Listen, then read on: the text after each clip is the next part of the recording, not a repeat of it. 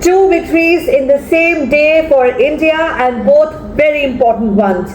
One, oldest goal where the India champions defeated Pakistan champions in the final of the World Champions League, and the second where Zimbabwe was beaten by India and they sealed the series against Zimbabwe. The T20 series of 2024, they've already won 3 matches out of the 4 and the 5th one happens today.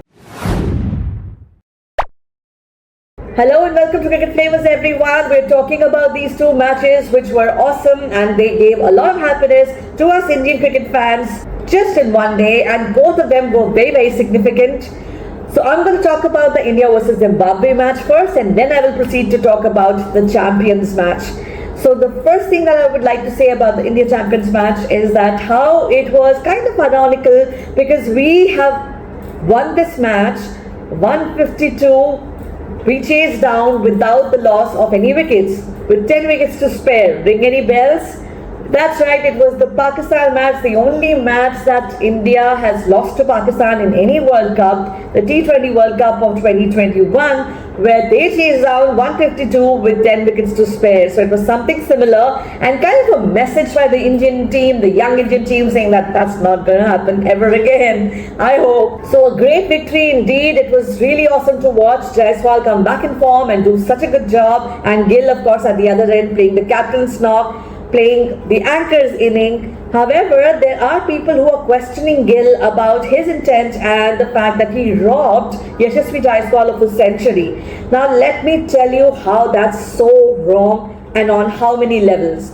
First of all, remember what Rohit Sharma says about the approach to T20. When you are out there playing the T20, you are not looking at personal milestones. No one looks at personal milestones. It's to be on the chase, on the lookout for runs from the very beginning. You should not slow down. It should be hit and keep hitting, brave shots, intent.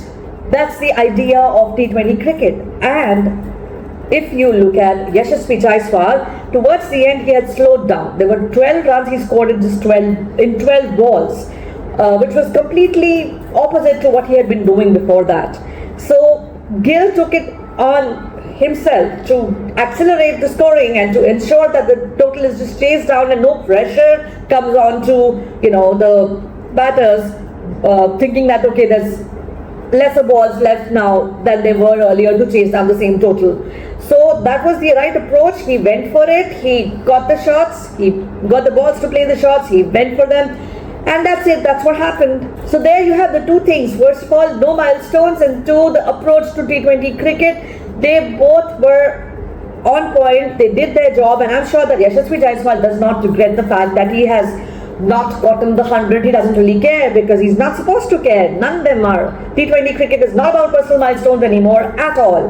Let's not forget that Gill has done it time and again where he has missed out on personal milestones. There are about 3 or 4 that come to my mind. So to criticize Gill over this issue, I believe is complete nonsense and definitely not called for. Now let's come to the great match. It's always great when India defeats Pakistan, isn't it? And if it's a final of any event, then it's even greater. I know that this is just a regular league. We were not even very interested in the match, if you ask me. I'm sure that the viewership was down. It was not as hyped up as an India-Pakistan match is, but still, it got better hype, I'm sure, than the rest of the tournament. Remember that India had lost to the same Pakistan side in the beginning of the tournament at the league stage.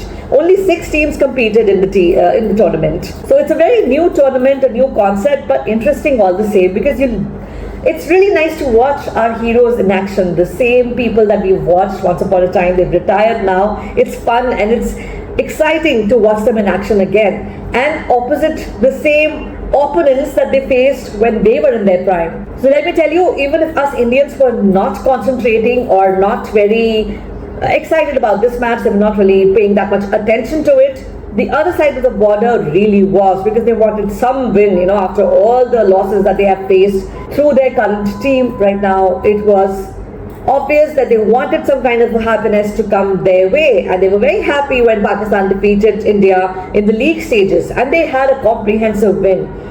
I think they scored about 240 odd runs and India was bowled out for 179, so it was a very decent victory that they received, that they got over India.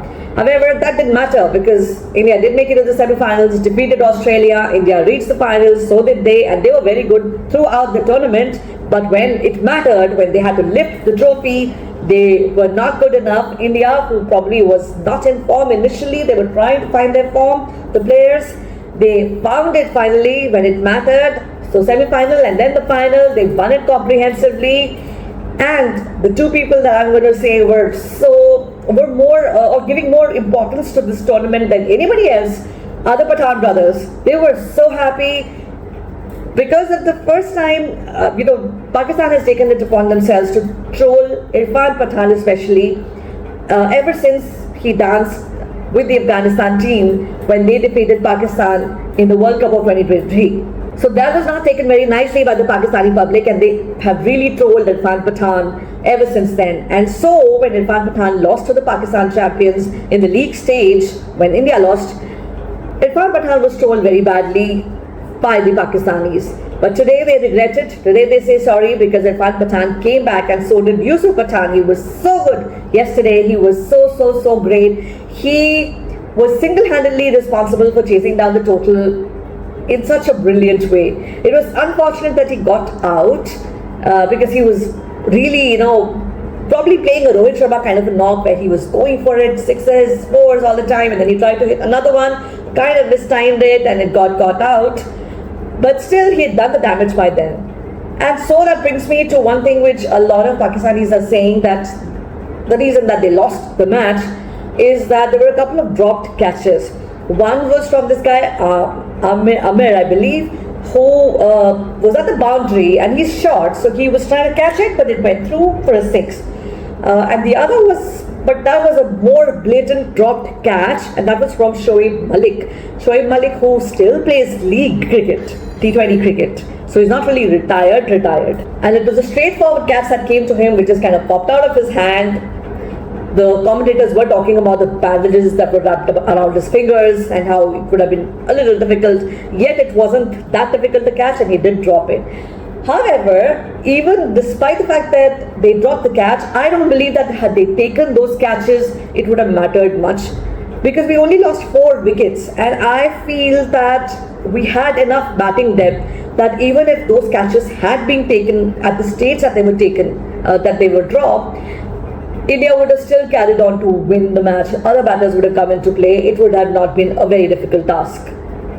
Maybe it would have made a little more hopeful. The Pakistani public would have gotten a little more hopeful or something like that. Chances would have been increased a little bit, but it would have still been India's game.